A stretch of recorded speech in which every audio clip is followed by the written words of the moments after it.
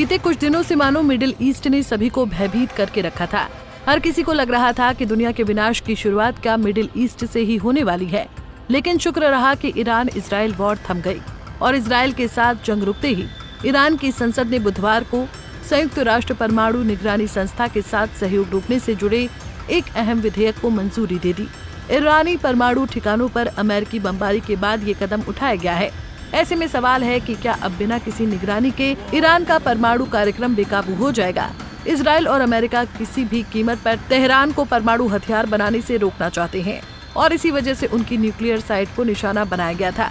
Reuters की report के मुताबिक इस बिल को कानून बनने के ईरान की गैर निर्वाचित संरक्षक परिषद की मंजूरी की जरूरत होगी। इसमें ये प्रावधान है कि भविष्य में अंतर्राष्ट्रीय परमाणु ऊर्जा एजेंसी IAEA की ओर से किए जाने वाले किसी भी निरीक्षण के लिए सुप्रीम नेशनल सिक्योरिटी काउंसिल की मंजूरी लेनी होगी। सरकारी मीडिया ने संसद के अध्यक्ष मोहम्मद बाकर कलीबाफ के हवाले से कहा कि ईरान अपने असैन्य परमाणु कार्यक्रम में तेजी लाएगा। तेहरान ने परमाणु हथियार बनाने की बात से हमेशा इनकार किया है और कहा है कि इस महीने IAEA के एक प्रस्ताव में ईरान को उसके अप्रसार दायित्वों का उल्लंघन करने वाला बताया गया है, जिससे इजराइल के हमले आसान हो गए। कलीबाफ के हवाले से कहा गया कि IAEA ने ईरान के परमाणु ठिकानों पर हमले की निंदा करने से भी इनकार कर दिया है और अपनी अंतर्राष्ट्रीय विश्वसनीयता को दांव पर लगा दिया है। उन्होंने कहा कि इस कारण से अब ईरान का परमाणु ऊर्जा संगठन न्यूक्लियर फैसिलिटी की सुरक्षा की गारंटी न मिलने तक एजेंसी के साथ अपने सहयोग को रोक देगा और देश के शांतिपूर्ण परमाणु कार्यक्रम को तेजी से आगे बढ़ाएगा। संसद की राष्ट्रीय सुरक्षा समिति ने इस सप्ताह विधेयक की रूपरेखा को मंजूरी दे दी और समिति के प्रवक्ता ने कहा कि विधेयक निगरानी कैमरे लगाने, निरीक्षण करने और IAEA को रिपोर्ट दाखिल करने पर रोक लगा देगा। IAEA ने ईरानी संसद की ओर से विधेयक को मंजूरी दिए जाने पर तत्काल कोई टिप्पणी नहीं की। IAEA प्रमुख राफेल ग्रोसी ने बुधवार को कहा कि वो ईरानी ठिकानों पर निरीक्षकों की वापसी की मांग कर रहे हैं, जिसमें वो प्लांट भी शामिल हैं जहां 13 जून को इजरायली हमले से पहले एक ईरानी यूरेनियम का एनरिचमेंट कर रहे थे। इजरायली हमलों और अंडरग्राउंड ईरानी न्यूक्लियर फैसिलिटी पर अमेरिकी बमबारी के दौरान साइट को हुए नुकसान के बारे में अब तक कोई साफ जानकारी नहीं है। विदेश मंत्री अब्बास अरागची ने इस सप्ताह कहा कि मुझे लगता है कि हमारे परमाणु कार्यक्रम और अप्रसार व्यवस्था पर हमारे विचारों में बदलाव आएगा, लेकिन ये कहना संभव नहीं है कि ये किस दिशा में जाएगा।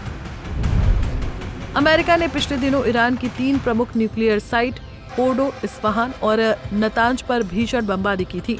अमेरिका का दावा है कि इन हमलों में साइट पूरी तरह बर्बाद हो चुकी है, लेकिन दूसरी ओर ईरान का कहना है कि हमले से पहले ही ज्यादातर न्यूक्लियर मटेरियल सीक्रेट साइट पर ट्रांसफर कर दिया गया था और सिर्फ मामूली नुकसान हुआ है।